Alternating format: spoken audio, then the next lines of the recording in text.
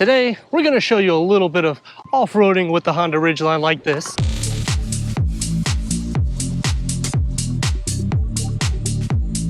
Unfortunately, it's not going to be crazy off-roading, but we have the 2023 Honda Ridgeline rtl-e in the modern steel metallic with that HPD package, which we're going to go over everything. Standard all-wheel drive is going to be powering this V6. One size engine fits all. Rivals starting with your refreshed Chevy Colorado, Nissan Frontier, Hyundai Santa Cruz. I'm Anthony from Hawkeye Rides. I'm going to go over all the specs and details starting now.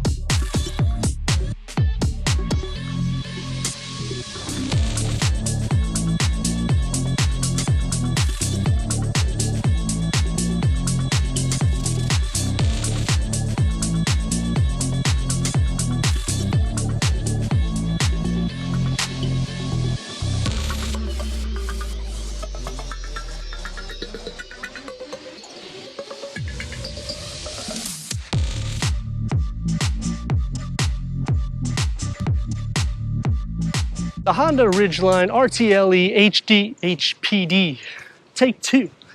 The Honda Ridgeline rtl-e HPD package starts off with your LED adaptive headlamps and daytime runnings. Working down the lower, you'll have your fog lights, air curtain on the side, and your turn signals. Silver with the chrome that brushes into that grille with the Honda badging. Matte black is going to surround everything. You'll get a touch of gloss on the lower trim. Unibody construction, weight distribution at 57.1, 42.9. The HPD package adds these flare fenders, 18-inch bronze wheels. They are specific for this with all-terrain tires. The side skirts will be in the matte black. You'll get the chrome around your window treatment because this is the rtl-e. HPD badging, all-wheel drive, dual exhaust outlets, which was implemented in 2021, towing up to 5,000 pounds. Clearance over 7.6 inches, so it's not going to be as aggressive as some of the rivals in the front. A linked at 210.2 inches with a wheelbase at 125.2 inches. Because we have the intelligent traction management, intelligent variable torque management, all-wheel drive, or IVTM4, doing a little bit of maneuvers off-roading is not going to hurt it. What I do like about the Ridgeline is when they did the updates, it was enough to make the characteristics stand out. What I dislike though is even if you don't option the HPD package, you could still get these flared fenders. And that kind of takes away from me wanting the HPD package. A nice thing that they do is you don't have to watch a YouTube video if you just buy the vehicle right off the bat to know you're towing. They actually put it right here, right next to the tow hook, which is genius. All automotive industry should pay attention to this. Dual exhaust outlets, dual action tailgate. To start off with is a 64-inch length, a width at 60 inches, a height at 16.17 inches, between the wheel well housing at 50 inches. You have a 400-volt power inverter that is right inside here. Should just open up. A 400-volt power inverter. You can fit a 4x8 foot sheet of plywood flat on the bed floor. But because this is dual action, open it up right here where it says release. Go inside to your cargo right inside the bed with another 7.3 cubic feet, your spare tire tucked underneath. So you have your car-like functionality, and you can also drain any water inside with the drain plugs.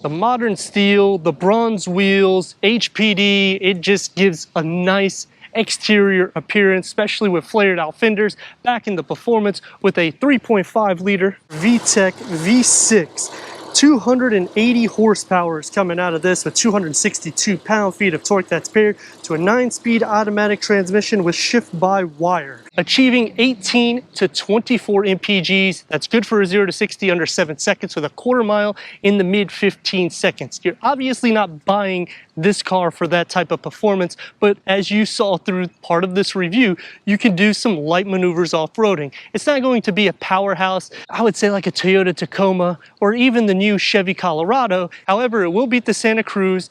You have a longer bed, you have more towing capacity and payload. Let me know in the comments what you think about the 2023 Honda Ridgeline rtl-e HPD as we go into the interior, go over the tech, and take this for our test. Entering inside the Honda Ridgeline rtl-e with headroom at 39.5 inches, legroom at 40.9 inches. The dashboard starts off with this silver inserts underneath your air vents. You're going to get matte finish, and then you'll get the gloss black in the center cluster with your 8-inch touchscreen navigation. We have the pinch and the swipe. Click that home button so you can see all the apps we have. Wireless Apple CarPlay, wireless Android Auto, Sirius XM, AM, FM, HD radio, Honda Link, and you get your truck bed audio. Switch it to reverse, we have your multi-view camera for reversing. It is full trajectory and you can change different camera angles to make it easy for your reversing. Underneath, we have a dual climate control settings, and then you have your tri-climate control setting there in the rear. You have a storage tray here. You have a 12-volt USB wireless charging pad, your shift-by-wire, you get the pattern design around your cup holders. I would say you could probably fit about a 42-ounce bottle without any issues. Here you're going to have a little bit of a storage table. Open it up and it's deep. You also have a sliding tray here, and you have some more charging ports for a 12-volt and a USB. Close that up and you can use this as just a worktop. You have your captain seat capabilities here, so depending on your height, you can adjust this to make it easier for you. Chrome will wrap around it, and on the driver's side, you'll get some more button functionalities. Leather wrap steering wheel, multi-function. You get the paddle shifters. The gauge cluster can go through an array of information for the driver in the center. Otherwise, you have a digital reader for your odometer, and the tachometer will be analog. 10-way power seat adjustments. They are leather with the contrast stitching in the black. They are heated front seats. Blind spot monitoring right there. Everyday materials. Memory for the driver. Soft where you rest your elbows. One touch up and down for the windows. 2 storage tiers to make it easy for any adventure. For the back seats, I'm at 38.8 inches of headroom. 36.7 inches of legroom. So I can fit at 6'3" without too many issues. The disadvantage is you're missing some storage in the door pocket. Cup holder right there in the front with another area that you could put some storage. Elbows, gonna be pretty soft. Bottom, no storage. 2 USB ports and a storage shelf with your air vents in the back. The seats fold up at a 60-40 split. The floor is completely flat. You will have a little divider tray here, but otherwise you can fit a lot of stuff underneath here. And to just lift this up, we're gonna slide here in the center to show you that headroom is no issue. Legroom, I kind of sort of graze the back of the front seats in the position that I'd be sitting. Otherwise, just sharing feet, butt, shoulder space. The good thing about the Ridgeline though, is you have the storage underneath the floor, unlike the majority of the rivals. This is a flat floor. Taking the 2023 Honda Ridgeline rtl-e HPD out for our test run. 3.5 liter V6, 280 horsepower, 262 pound-feet of torque with a 9-speed automatic transmission shift-by-wire. Standard all-wheel drive. That is something that is awesome, because in any of the other competitors, you're going to have to pay extra for this. They just throw it in for Honda. So it is awesome that you're getting those capabilities, increasing the towing because it's all-wheel drive to 5,000 pounds. It's not going to be the best in class. That will go to the Colorado, then it will go down to the Tacoma, and so forth and so on. As for the drive, you're going to see throughout, but it is smooth. It rides like a car.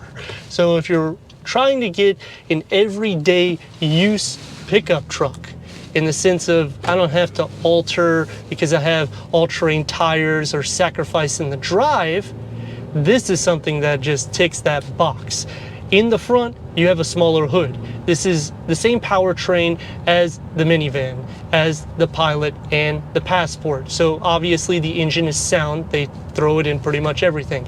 In the interior, pretty much the same layout for the dash as well. So very unique setup in the sense of, if you're familiar with the Honda brand, you'll also notice that on the door panels, the way the seats are, because we have the rtl-e, power seat adjustments, heated front seats. I don't like that we only have 4 power seat adjustments for the passenger, because when you start getting into this price point around $45,000 to $50,000, you should get the same amount of power adjustments. Let's see how it goes.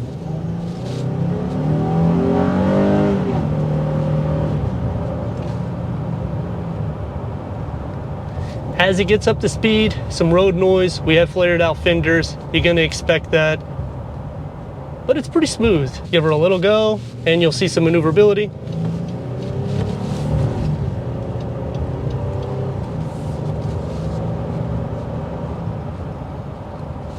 So even though it's a longer truck, you still have some good maneuverability. It's obviously nothing to go crazy about because it's still a top heavy vehicle. And for the brakes, we're gonna check that right now. They are pretty grabby. And if you have to stop, you could stop on a dime. Turn radius, we're not gonna do too much of a stop point, is about 2 1/4 lane. Let's rock and roll.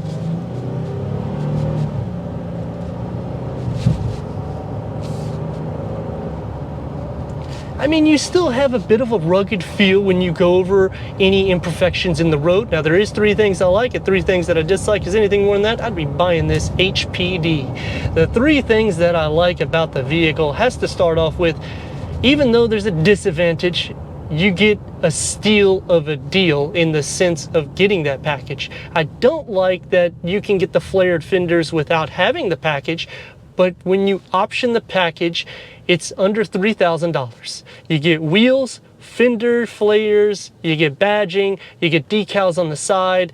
It's gonna cost more money if you do this aftermarket. The second thing that I like about the vehicle is that you have enough interior space to actually house a family of 5. So when you're looking for not trying to get a big truck and you want the mid-size pickup truck, this is actually a great blend because it does conquer everything more or less you would do on a daily basis. The last thing that I like about the vehicle is how they really carve out storage for the front, because they realize this could be an everyday work truck too. When you start getting into the rivals, you don't have the same amount of center room and the door panel. This is more for like a large truck. Obviously the back, you don't really have anything for the door panel, but you can still fold the seats up at a 60-40 split, and the floor is completely flat. And you have 2 things of cargo when you go into the bed. So when you think about all this stuff on a daily use for taking it out for work, this thing is going to be able to tackle more jobs, and you have more cubbies and storage compartments than any of the rivals. 3 things that I dislike about the Ridgeline goes with, you get the HPD package, and it does some aesthetics on the exterior. It would be nice that they altered the color in the interior, because it's just the same type of colors. They don't really offer a lot of different changes, and it would make it pop a little bit more for that racing division. The second thing that I dislike is when you're reversing the vehicle, because it's a longer vehicle, and the weight distribution, like I explained on the exterior specs, it can be a little fun or tricky. Obviously, I've driven this vehicle quite a bit, so I can tell how to maneuver it. However, for somebody that just buys it, 210 inches, it's over that, so you will have to do a couple different maneuvers if you've never driven one. The last thing that I dislike about the vehicle is the steering wheel is huge, and it does help illustrate how long the vehicle is, but it would be nice if it was a little bit more seamless and there's just a lot going on. You obviously get used to it after ownership, but at the beginning, it looks a little bit older in the sense of everything's getting refreshed or redone for Honda, and they just fixed this car up a couple years ago. So you don't want it to already look old. And going against the rival perspective, it's great for storage, great for cubbies, got a decent sized bed and storage underneath it. Towing fits right on par with pretty much everything that somebody would need, more or less. If you need more rugged capabilities, obviously you can alter the suspension to this to make it more off-road oriented.